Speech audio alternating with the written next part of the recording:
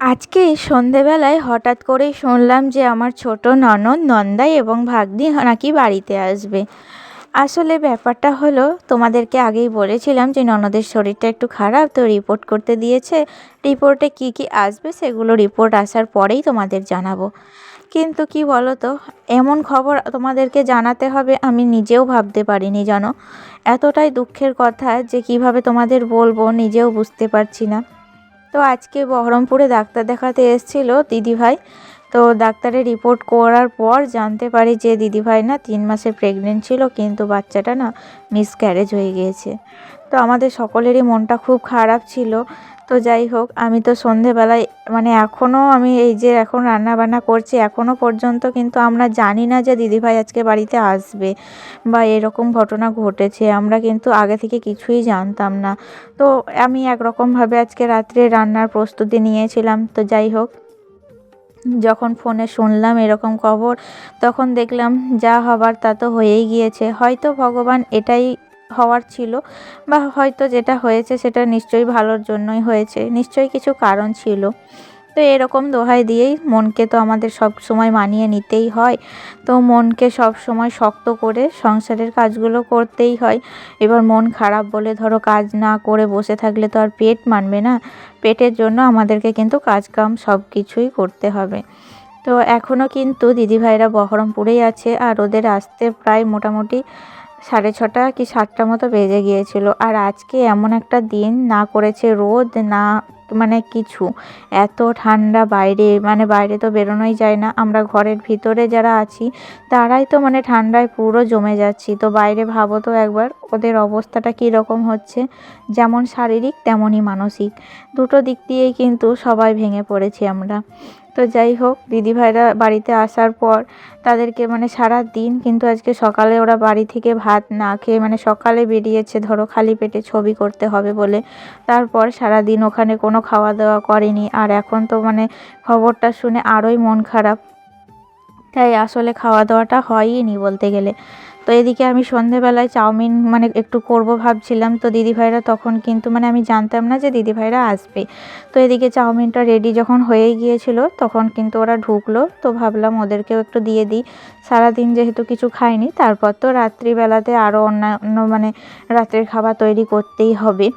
তো এদিকে দেখো চাউমিনটা রেডি করে ওদেরকে দিয়ে দেওয়ার পর তারপর কিন্তু দিদিভাইদিকে জিজ্ঞাসা করলাম যে কি রাত্রে তোমরা তাহলে কি খাবে, সারাদিন তো ভাত খাওনি, তো আমি কি গরম ভাত করব? তো বলল যে না, আর ভাত কিছু করতে হবে না, এমনিতেও খিদে তেমন একটা নেই, বুঝতেই পারছো মনটা ভালো নেই। তো যাই হোক, এদিকে কিন্তু তাহলে আমি রাত্রের জন্য আজকে একটু রুটি করব। তো দেখো ময়দাটাও সেনে নিয়েছি। তো মাঝখানে একটু ব্রেক দিয়েছিলাম, আসলে একটু চা, তারপরে এদিকে একটু বসে গল্প গুজব, ওদের কথাবার্তা সব কিছু শুনছিলাম। তো বেশ খানিকটা সময় ব্রেক দিয়েছিলাম, তারপর কিন্তু এদিকে আটাটা মেখে নিচ্ছি। আর কি বলো তো, এরকম ভগবান কেন মানুষকে হাতের কাছে তাদের সুখটুকু দিয়ে যে কেন কেড়ে নেয় আমরা কেউ বুঝতে পারি না, তাই না? এতে যে আমাদের কত কষ্ট হয়, আমাদের মেয়েদের জীবনটাই এরকম, সব রকম পরিস্থিতিতে আমাদেরকেই কেন ভুগতে হয়, আর আমাদেরকেই কেন সব কিছুতে মানিয়ে নিতে হয় বলো তো। কত একটা আশা ছিল যে বাড়িতে আবার একটা নতুন অতিথি আসবে, হঠাৎ করে যে এরকম ঘটনা ঘটবে, আর কী কারণে যে ঘটলো আমি কিছুই বুঝতে পারলাম না।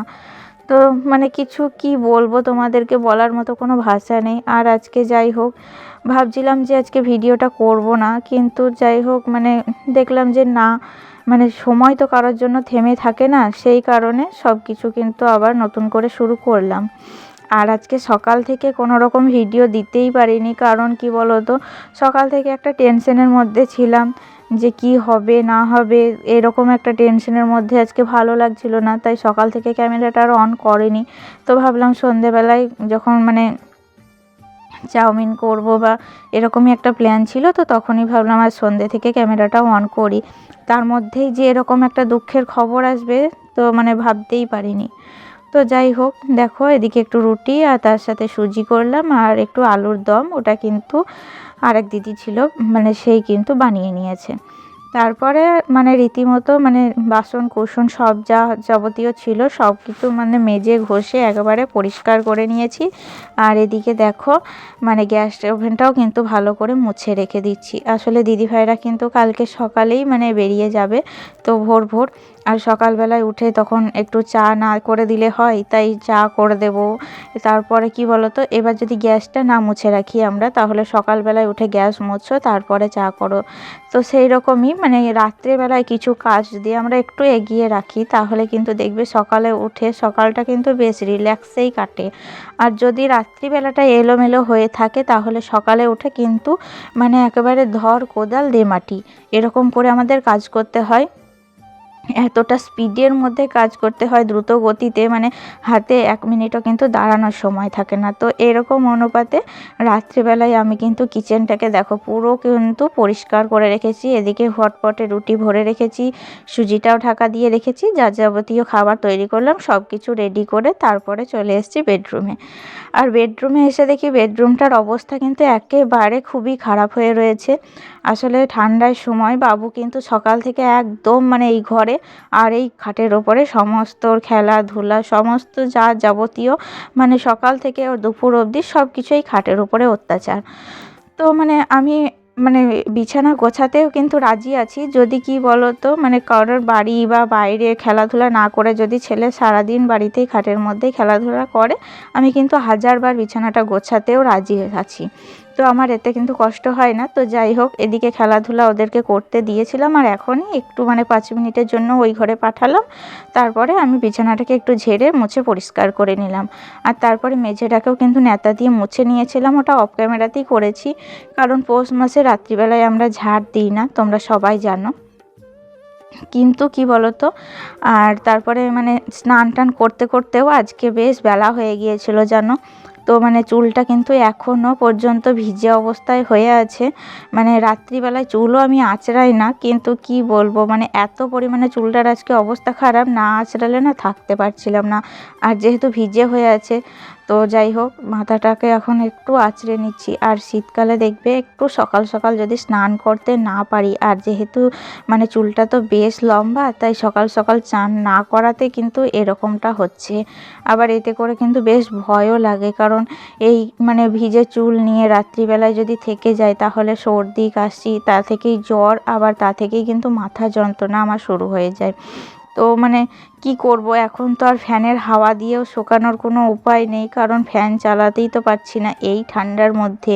যদি আবার ফ্যান চালাই, তাহলে কি আর মানে টেকাই যাবে না ঘরে। তো সেই কারণে ভিজে মানে হালকা ভিজে থাকা সত্ত্বেও কিন্তু আমাকে চুলটাকে এখন বেঁধে নিতে হচ্ছে, কারণ রাত্রিবেলায় যেহেতু শোবো, তখন কিন্তু চুলটা মানে বিছানায় লটাপটি করবে। তো সেই কারণে দেখো চুলটাকে ভালো করে বেঁধে এখন গার্ডার মেরে রেখে দিচ্ছি, কারণ এই ক্লিপ নিয়ে শোয়া আমার অভ্যাস। আর ক্লিপ নিয়ে শুলেই কিন্তু ক্লিপগুলো আর আস্ত থাকে না, সব ক্লিপগুলো অমনি করে আমার ভেঙে গেল। তো যাই হোক, তারপরে দেখো বাবুর জন্য খাবার নিয়ে চলে এসেছি, রুটি আর মিষ্টি। এমনিতেও কিন্তু বাবু রুটি খেতে বেশ খুব পছন্দ করে। আর এদিকে ওকে কিন্তু বিছানার মধ্যে এখন আমি পড়তে বসিয়ে দিয়েছি। তো ওকে টিউশনের হাতের যে কাজগুলো আছে, তো হাতের কাজগুলো ওকে আগে করতে বললাম, তারপর কিন্তু আমি খাওয়াবো। মানে একদিকে ওর খাওয়াটাও চলবে আর অন্যদিকে পড়াশোনাটাও। আর এখন কিন্তু পড়াশোনার বেশ চাপ পড়েছে, এদিকে টিউশনের কাজ আছে, আবার স্কুলের কাজ, আবার প্রাইমারি স্কুলের কাজ, তাছাড়া বাড়িতেও একটু হোম টাস্ক, সব কিছু মিলিয়ে মিশে মানে প্রচুর চাপ পড়ে গিয়েছে ছেলের আমার। তাই কারণে মানে সব একসাথে করতে হবে। আর এখন দেখতে দেখতে কিন্তু ওই 8:30 কি 9টা মতো বেজে গিয়েছে। তো প্রচণ্ড পরিমাণে ওর ঘুম এসেছিলো। তো বলছে, মা কাজগুলো না কালকে করলে হয় না? আমি বললাম, না বাবা, আজকেই কাজগুলো করে নাও, নয়তো কালকে তুমি একা হাতে সামলাতে পারবে না। আর সকালবেলায় আমার কিন্তু পড়তে বসানোর একটুও টাইম থাকে না। এই সন্ধেবেলায় কিন্তু ফ্রি মাইন্ডে রিল্যাক্সে আমি ওকে পড়াতে বসতে পারি। তো সেই কারণে বললাম, যত কাজ আছে সন্ধ্যের দিকেই তুমি সেরে নাও। আর এই দেখো আজকে ওদের মানে নার্সারি স্কুলের সমস্ত বইগুলো নিয়ে এসছে। তো তার মধ্যে আবার যেন এখানে কিন্তু ম্যাথসের যে বইটা আছে সেটা কিন্তু মিসিং। তো আমি মানে সকালবেলায় বইটা আমার হাজব্যান্ড এনেছিল, তো আমি তখন আর দেখার কিন্তু সময়ই পাইনি। তো এখন যখন সন্ধেবেলায় ওকে পড়াতে বসছি তখন দেখছি যে না, ম্যাথসের বইটা মিসিং। তো সঙ্গে সঙ্গে আমি তো মানে ফোন করলাম। তো যাই হোক, ওর ম্যামকে কিন্তু এখন ফোনে পেলাম না। তো সকাল হলে আবার বলতে হবে যে ম্যাথসের বইটা মিসিং হয়েছে। তো মানে বইগুলো দেখলাম সবগুলো নেড়েচেড়ে বেশ ভালোই কিন্তু দিয়েছে। আর মানে খুব মনোযোগ দিয়ে বাবুকে কিন্তু পড়তে হবে, নইলে কিন্তু বাবু মানে মানে এত মানে পিছিয়ে যাবে বলার না। তো যাই হোক, আশা রাখছি বাবু পারবে। আর তোমরাও প্লিজ একটু আশীর্বাদ করো আমার ছেলেকে, যাতে আমার ছেলে আগামী বছরে আগামী দিনে ভালো রেজাল্ট করতে পারে, আবার যেন মানে সকলের থেকে ভালো রেজাল্ট করতে পারে। তো এই কামনা মানে তোমরা আমার ছেলের জন্য একটু প্রে করো। এই দেখো বাবুদের আবার হিন্দি বইও দিয়েছে। তো মানে বইগুলো না বেশ ভালো। তো চলো তাহলে বন্ধুরা, এরপর তো ওকে ঘুম পাড়াবো। আজকের মতো তাহলে এখানেই বিদায় নিচ্ছি। দেখা হচ্ছে নেক্সট ব্লগে। টাটা।